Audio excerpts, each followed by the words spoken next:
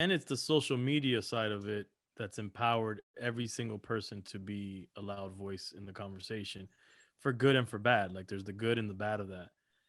Like it makes me want to romanticize of the days of the 80s when we were the Cold War and you had big bad Russia, and it made all of us, Americans, where we don't have one enemy now, so we're all each other's enemies, and there's all kinds of enemies all over the place, including ourselves. And I've always been into like politics and history and the way that history and politics, you know, basically cycle. And so my approach has always been like I'm not trying to make myself get stressed or depressed, but I do feel like if you're not in the know when something drastic happens, you're lost and you're playing catch up when you should already be, you know, like strategizing on how to deal with certain things that could go down.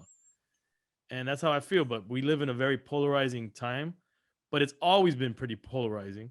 The difference is that social media has added an extra layer that we've never had before.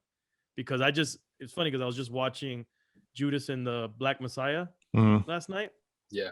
and it just shows you how bad it was back then.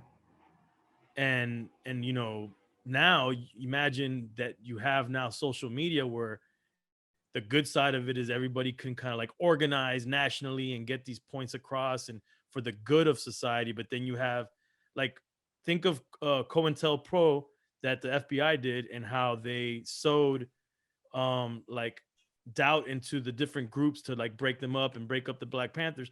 That happens today on social media, funded by big money, by governments, by companies, by groups, and people don't know what's real anymore.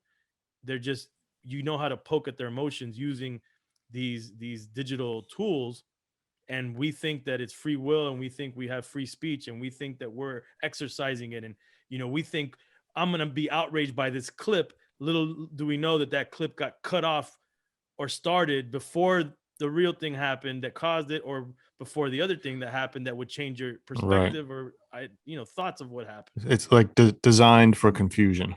Right. And then all of us as decent people will see a clip of something and naturally want to be like, comment, like, and be like, that's disgusting. I hate it.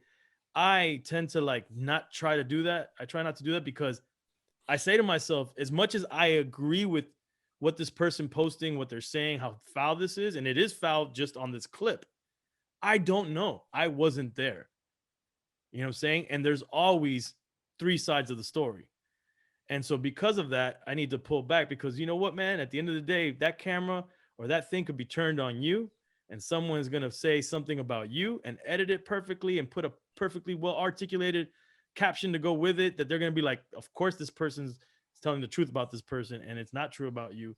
And that's what I don't think we understand as a society, that everybody is vulnerable to this.